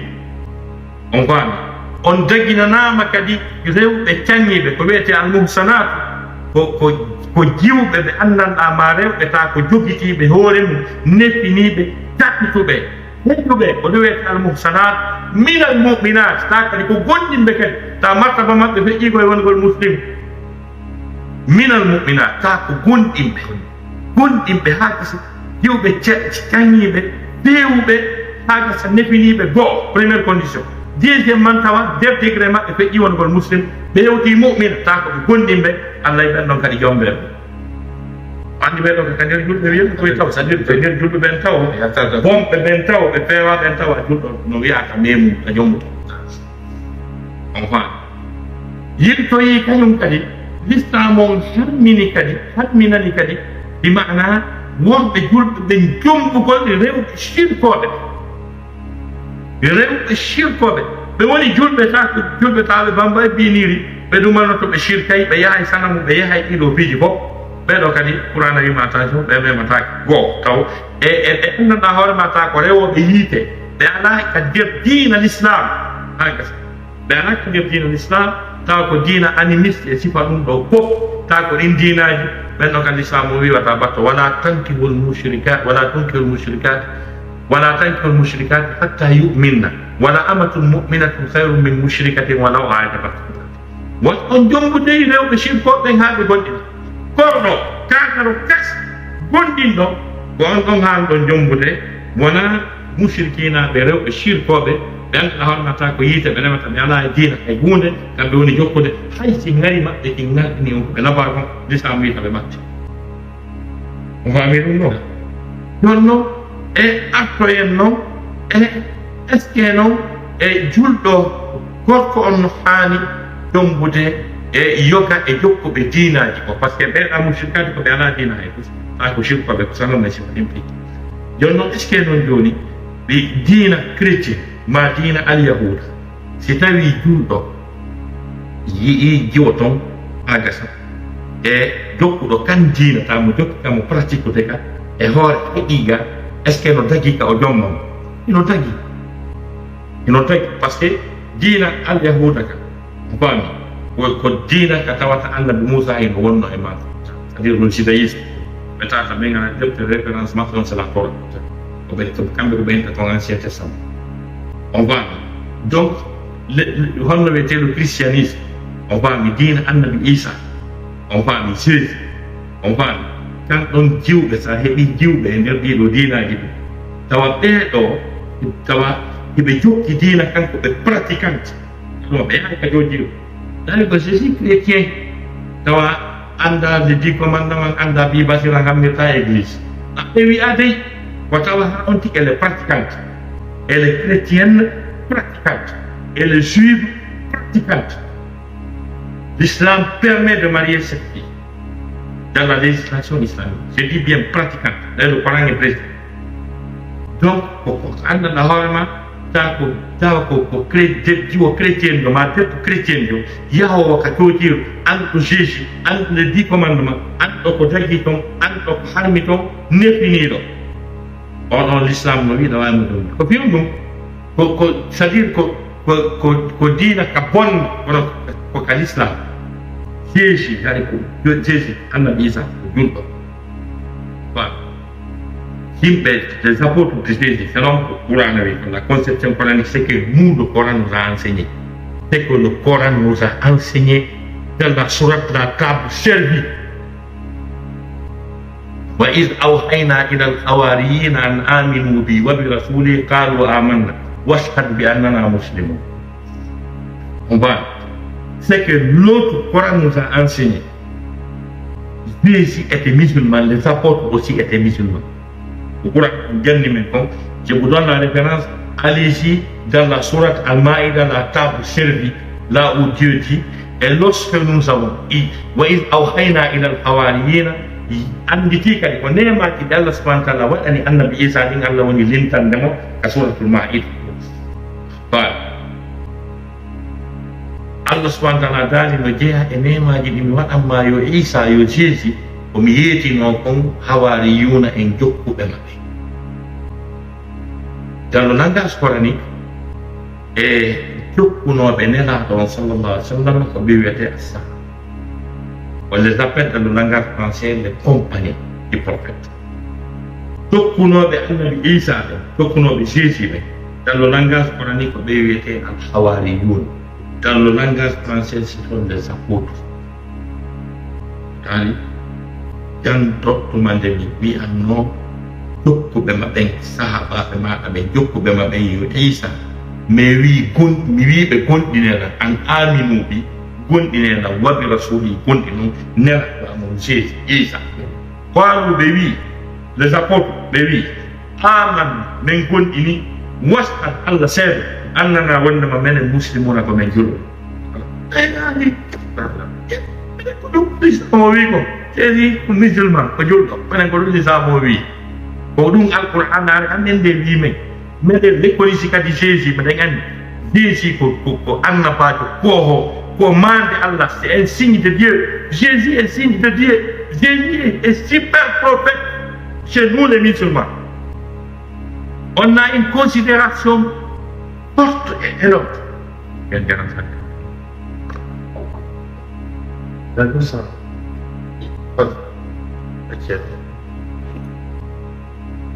Ya, Fernando,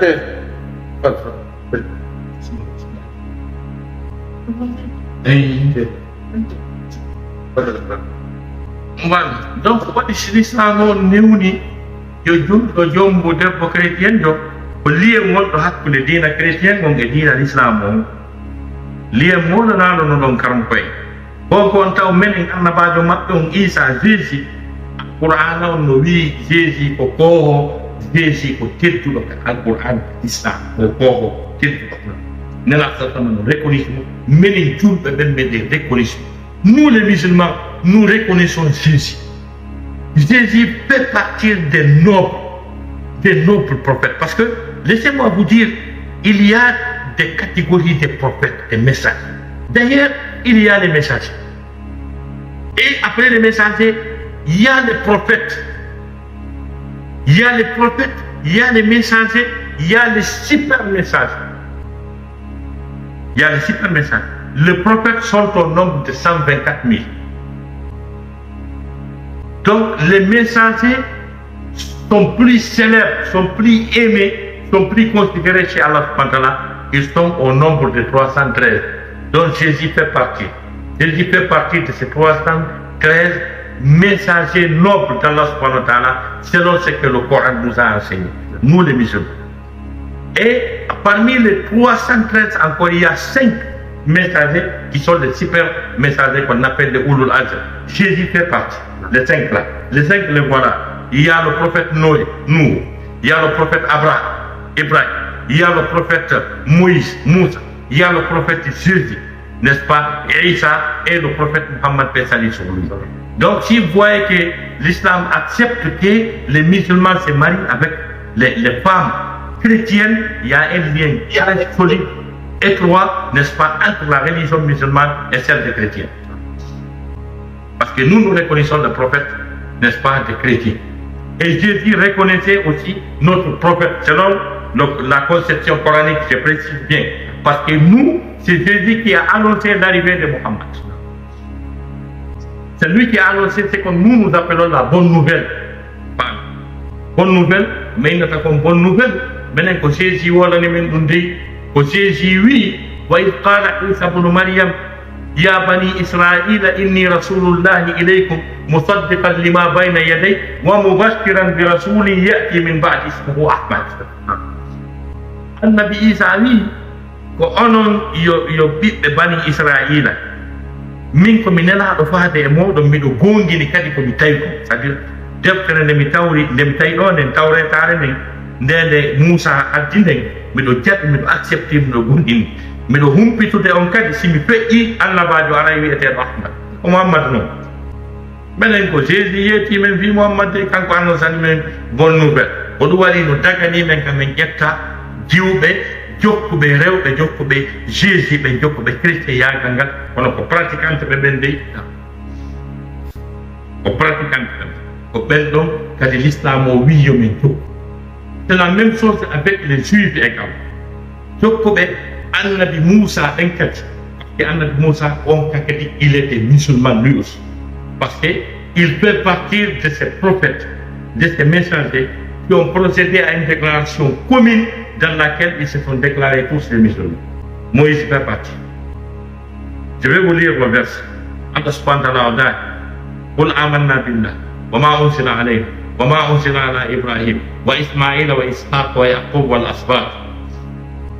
وما أوتي موسى وعيسى والنبيون من ربهم لا نفرق بين أحد منهم ونحن له مسلمون. Donc, et nous avons ayé sur Al-Imran, allez chercher la famille d'Imran, ce verset-là. C'est un verset dont tous les messagers, tous les prophètes d'Allah spontanés ont procédé à une déclaration commune dans laquelle ils se sont tous déclarés des musulmans. Personne ne s'est dit chrétien là-bas ou bien sûr que autre chose. J'ai dit dans le Coran. J'ai dit dans le Coran. Je précise bien. C'est ce que le Coran nous a enseigné. Pour que vous sachiez et le lien existant entre l'islam, le judaïsme et le christianisme. Donc, ce qui fait que pourquoi? Parce qu'il y a des gens qui pensent que c'est une marginalisation, c'est une discrimination. Il y a des liens très solides qui existent entre, n'est-ce pas, l'islam, le judaïsme et le christianisme. Donc, Dieu dit, je crois à ce qui a été descendu sur moi, sur Muhammad Taibo Bah, et ce qui a été descendu sur Abraham, et sur Jacob, sur Isaac, et leurs descendants, et ce qui a été donné à Jésus, et ce qui a été donné à Moïse, ce qui a été donné à Moïse, et ce qui a été donné à Jésus, et ce qui a été également donné aux prophètes et messagers, dont émanant d'Allah subhanahu dont les noms ne sont pas cités ici. Nous nous déclarons tous, nous, les noms dont nous avons cités, les prophètes dont les noms sont apparus dans ce verset, et les noms ne sont pas apparus, et nous qui avons procédé à cette déclaration, nous nous déclarons tous des soumis des musulmans. Cela veut dire que selon la conception de l'islam, selon la conception coranique, tous les prophètes, les messagers étaient des musulmans, ils sont tous des musulmans. Donc, nous notons que tout le monde a un problème. Au bout de notre petit jour, nous avons dit que nous avons dit que nous avons dit que nous avons couché intellectuel. Vous avez dit que vous avez dit que vous avez dit que vous avez dit que vous avez dit que vous avez dit que vous avez dit que vous avez dit que vous avez dit que vous avez dit que vous avez dit que vous avez dit papa et maman qui disent que mimi, bijou, bijou, hébreu, papi, papis, tawa hay inde julbe men be hersi. Ben anda longal lo rote, ben anda takteli, ben ils n'ont aucune formation au sujet de leur religion. C'est très dangereux. C'est ce que nous sommes victimes aujourd'hui quand on voit un tel événement horrible, honteux, n'est-ce pas, et que nous vivons actuellement chez nous en Guinée. C'est déplorable pour les musulmans, pour les familles musulmanes. Disons-nous la vérité. Disons-nous la vérité, mes chers frères et sœurs en islam. Disons-nous la vérité. Donc, Mouradine Kolowani, Harry, Beto, Be, Kodum Wadi, Lian Hakune Idinat. Pour l'islam, nous nous qui peut canadien boyay, qui est ben, le Père et le Fils et le Saint-Esprit, nous avons pratiquants chrétiens, pratiquants de Tigi, Belouda Hako circulé. Belouda Hako circulé. Pratiquant de Tigi, donc de Jésus, de Tigi, Belouda Hako circulé. Pour l'islam, et nous avons dit un jumbo, mais l'islam, nous avons dit un campé. Yo be jumbo, nous avons dit un arrêt, aïe, comme vous avez dit. Enggak saya, harus mengenal bagian yang nyamete di daging, enen julbe tahu. Bagian yang kanyung kadi, jumbo gol rew be pew be beng, emeng enen julbe beng. Kanyung ne jumbo gol rew be ahli beng enen julbe beng. Wong ayon neng continue tak sot Maida verset 5 surat Al-Tawbah serbi. Al-yawma uhilla lakum at-tayyibat. Ande di mana dagi di laban donding on dagi nama di nyamti. Nyamti jadi ko yara te kok. وطعام الذين أوتوا الكتاب حل لكم. نيامتي كريتيم جيسوف ببن ندغني. سيسوف ببن والدني هيرتي ندغني هم. ودغني إنكم. On va. C'est-à-dire, n'a qu'à la bihirsi nyamete. Bihirsi kosi le nyamata. Mode ma nyamo be kosi. Pratikam be ma ben tigi nyamata te kosi. Lande. On va. Donc, nyamo be ben si bihirsi te kosi nyamata. Você pensa na base de época, base saria, base cara com base com daqui com se com crente base que no daqui canhão, se com anime se jogo do dia na gota na crente do não se hit nya para o harmônia nya, dokkuɓe diina buda ma animisme kala diina tawana chrétien wona juif si ɓen ɗo hirsi e ñamta kono chrétien e juif ɓe si ɓe hirsi ko dagani en ko no dagani e ñamugol le verset est précis ko aya ko ba qur'an wi wa ta'amu alladhina utul kitaba hillul lakum wa ta'amukum hillul lakum ñaameteji monɗin onon kadi ko hirsoton kon onon julɓe ɓe no daganiɓe kamɓe chrétien ɓe ɓen baawi kañum e juif ɓe wal muhsanatu min alladina utul kitab kañum e jiwɓe feewuɓe caññiɓe ɓen na hayno toɓɓe ndey on baawi cañi no woodi e maɓɓe jiwɓe chrétien ɓe ɓe annda hoorema taako e vierge gorko janano wattaki ɓe ɓen kon taako ɓe feewuɓe taa ɓe yahay ka église ɓe janngay bible on baawi donc mi profita ɗo mi haala ɗo e fi sonnajo goto mo mi andi e jeyaɗo e magistrat ɓen e nder laggine mi ala wonde inde makko nen tigi tigi tuma nde arɗa ka cabinet d' instruction makko ata diplôme no waali ko debbo mo andanɗa hoorema chrétien pratical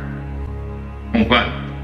donc sifa ɓen ɗo gon e ɓiɓɓe ɓen ta ɓe ne a jinnedi chrétien tawa hiɓe feewi ɓe yuppata tuuɓe ɓe yennata baaba fen ɓe ñamata dorow tahi ɓe nepini ɓe jokkisoɓe ɓen jiwɓe ɗo wiyete wal muhsanatu min alladina utul kitab ɓen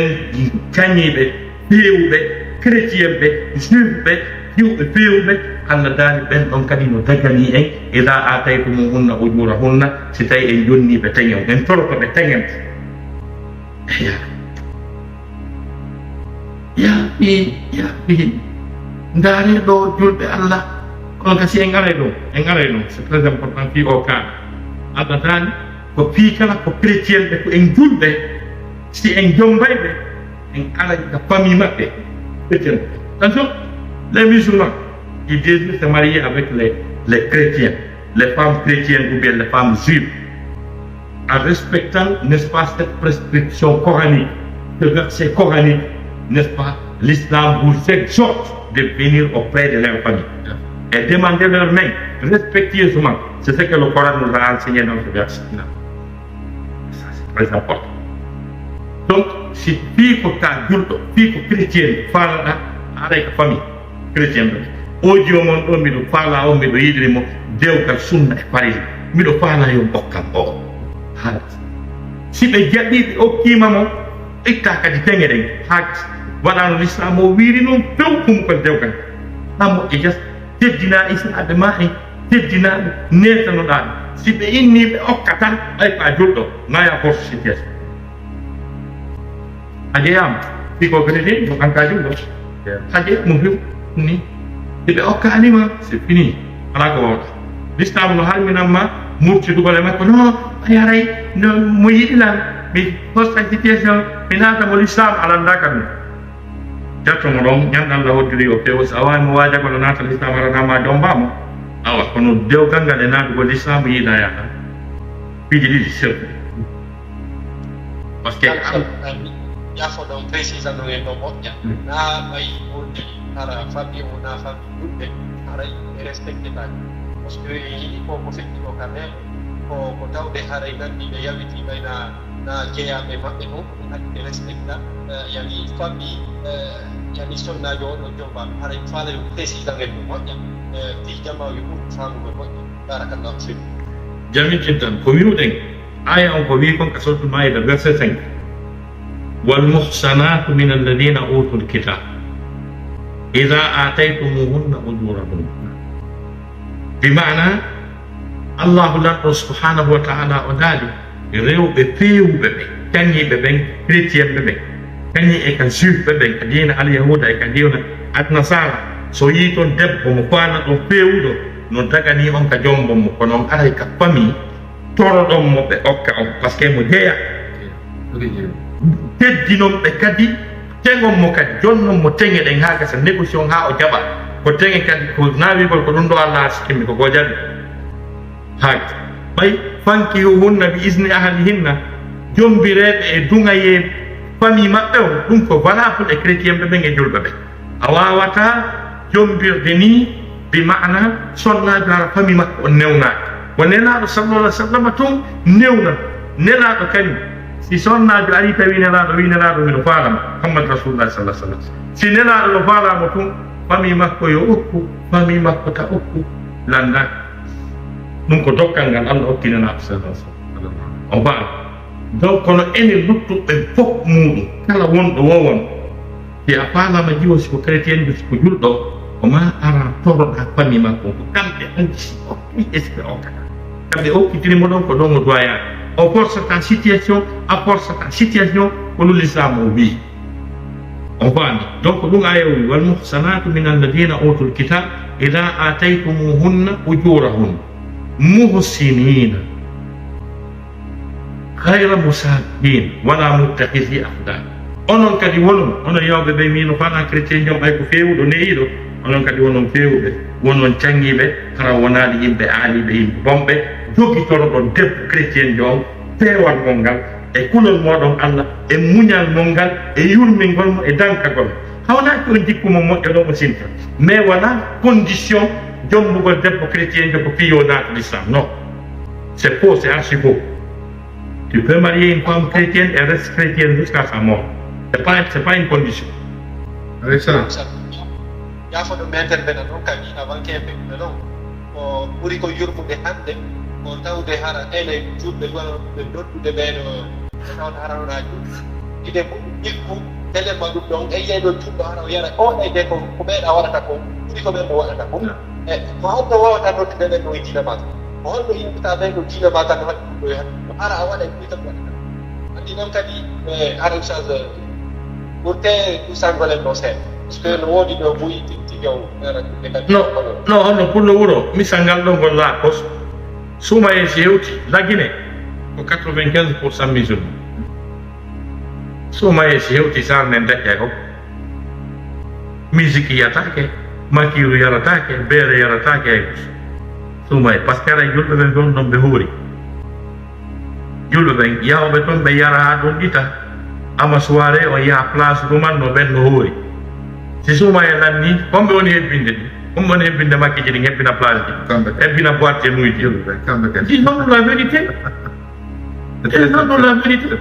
hay fetke maɓɓe ɗen yande ko honno wiyete almamijo mawɗo on telema to Robert Sara e o wiwno wo autorité julɓe ɓen yoɓe accu chrétien ɓe ɓen heɓa no waɗira fête maɓɓe o on faami donc ɗum ɓe en yiwino ko Allah wino e wonɗon ko ɗum asi ɗen heɓa sifa ɗum ko wonde heɓde ɗo sifa nde wirtere ɗo sifa ɗum ɗo yo wonan en leeson faami donc Allahu lan ɗon teddi rewɓe chrétien ɓe ɓen e aya ɓay Allah sifike rewɓe chrétien ɓe ɓen ko fewɓe ko waɗɓe ni ha gasa o wi ɗo waɗɓe jombude o yilti o wiya onon kadi no wonon fewɓe wonon neetiɓe wonon yiiɗoɓe ɓe wonon yurminoɓe c'est pas obligatoire sa jombi debbo chrétien jo yo woni julɗo c'est pas obligatoire da mo wawi yaade ka cotiro e dimanche yaha ka jolirdema fanko wondon ɗon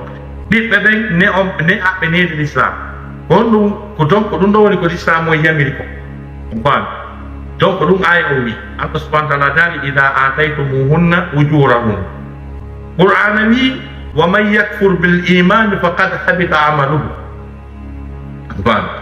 Allah subahana taala dali kala yettuɗo gonɗinal ngal iman ko l'islam wi ko jikkuji l'islam ɗi ɗi principe ji ɗi règle ji arɗe aya on ɗo haray golle makko ɗen boni faami Allah subahana taala daali haray ko jeeyaɗo e perduɓe ɓen kadi ñande dargal haray ko jeeyaɗo e perduɓe ɓen e hino aya joni noon l'islam on noon no harmini yo worɓe chrétien ɓe ɓen ɗombu bimana rewɓe fulɓe ɓen ko fiyon ɗum piiji pusno e nder mum piiji pusno e nder mum kamɓe lootagol longal ala e programme maɓɓe ko honno goɗɗo jombira e ma ha gasa so yiidi e balɗe an a lotto longal kanko lottako longal est ce que c'est compatible kanko ɓeeɗo eɓe wawi ñamude tew kose gorko olle si wii hande ko plat tew kose mi faala madan on no wawi wiide mi defata tew kose komi julɗo ata marsude mustahil debbo ko ɗoftiɗo ko fi yo doftare nden timman gorko jonnon si debbo no mari principe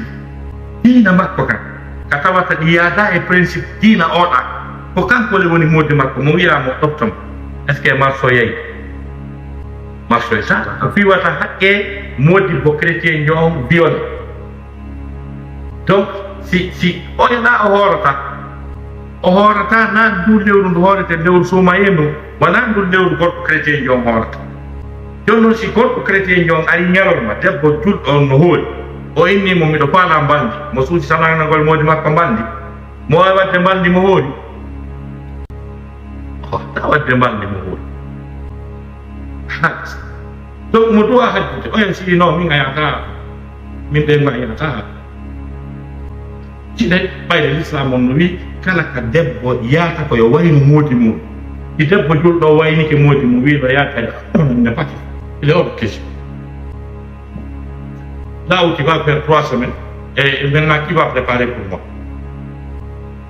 Et maintenant, je peux rester comme ça, ou bien tu veux que je fasse la fornication? C'est-à-dire, l'islam ko wiyani kono andi boy.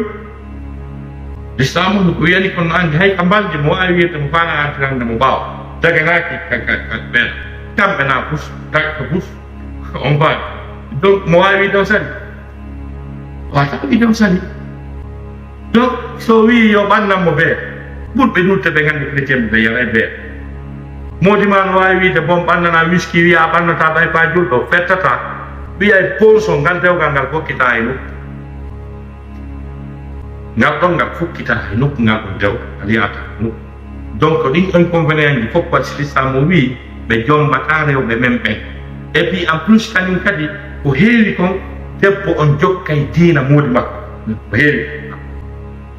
debbo on jokkay diina moodi makko en plus kañum kadi ko wata ɓiɓɓe heeferaɓe kadi heɓo par ce que debbo julɗo gorko julɗo si jombi debbo e chrétien jo haali si ɓiɓɓe ɓen koɓe julɓe kadi sa koɓe julɓe kadi sa mais si tawi noon keefeeɗo jombi debbo julɗo ko ɓiɓɓe heeferaɓe wona heɓe ko ɓe wona ɗumannede ko ɗin piiji fof waɗi l'islam o wi'i wondema e dagotako ka chrétien ɓen jomba rewɓe julɓe ɓe ko par ce que na ko marche na ko yahoyta debbo koyo ɗofto wona ɗi fof debbo on ɗofto moodi mum par ce que no woodi piiji ɗi diina makko kanjam ha haray moƴƴoya to dewgal ngal yahoyta donc essentiellement ko ɗum woni nderto donc telema sengo ka ko fewndi kon lagine probléme ji hino nder ton koko on taw ko wiide nene e baba muɗum ko jiwo on woni ne a kan needi l'islam needi julɗo o hollaka ko honɗum wiyete yaaye ko honɗum wiyete pati ko honɗum wiyete ba mawɗo ko honɗum wiyete diina ko honɗum wiyete longal ko honɗum wiyete tiggare ko honɗum wiyete keefeero ko honɗum wiyete keefeero ɓattatake en yiida dikku e yiida bangol e yiida diina en kafa hay puus o anda ko profane e diina ma voilà donc diina chrétien ɓe ɓen kadi e hoore muɗum newnayo goɗɗo jombu iwo ha gasa tawa o teddina mawɓe makko ɓen tawa o teddina famille makko on tawa o teddina nen makko o teddina baali makko o séquestramo ha gasa perduuɓi ko faala o yilto ɓe ko jomma mo diina chrétien on jaɓali droit positif on jaɓali humanisme on jaɓali neɗɗanke yagal ngal jaɓali ɗum yo julɓe allah haray ko wattangol hakkille e biiji ko andugol ko diina ka wi kon en torki allah subahana taala yo allah ƴewnu oɗo jiwo ƴewna yumma makko e bolonda makko e muftal makko e oɗo sunoyoɗo épreuve yoɓe muñno ko épreuve ko jarrabeji kadi ko sakkeneji aduna gonko ɓe wi en kon hebbinanan ɓe duwa waɗanen ɓe duwa taw gandi allah subahana taala allah ƴawna ɓe muɗum kono ko jarrabe e monanaɗo kono e kene e gumɗo waɗanen ɓe droit ɓe waɗanen ɓe duwa oɗo jiwo arta ko famille e jam moƴƴere ha gasa ɓe yalta e o soñdia maɓɓe ɗo wallahi min ko ɓurila yurmude e probléme on fof ko yumma o jiwo ko mino yumma o jiwo no ari ka église ɓe empêche ɓe natugol yiya jiwo maɓɓe o ñande o jombete fi kala ko sifangal dewgal ɗon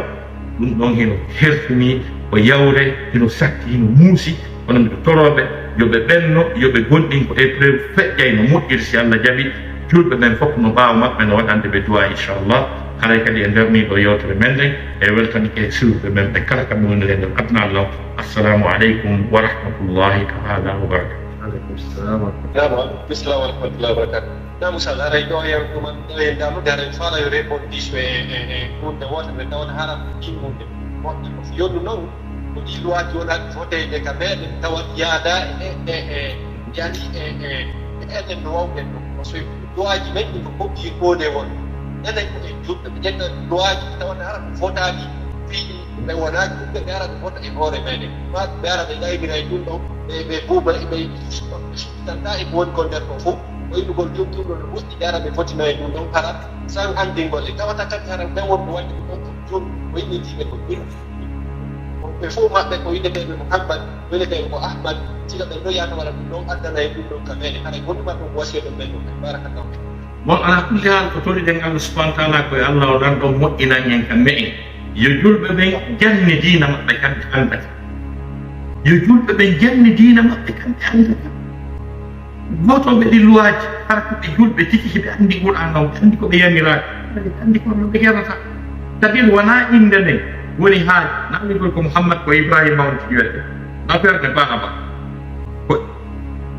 ko est ce que mo andi diina makko est ce que mo andi ko ɗum duwa ɓurde ko ɗum duwa wadde ha kesa par ce que wanami kon min komin ɓammi America université mi yeehi droit yimɓe bo wina Oustaz Taibo enen kono jannata men Qur'ana kono waari toon ɓen o yahay ka wa man lam yahkum bima anzala llahu fa ulaika humul kafiruna donc o yahay e ñawol ta ko ñaawina ko Allah tippini kon aray ko ɓen ɗo woni heeferaɓe eni sifati beji mi heewi mbilla yaade droit kono mi hunngino Qur'an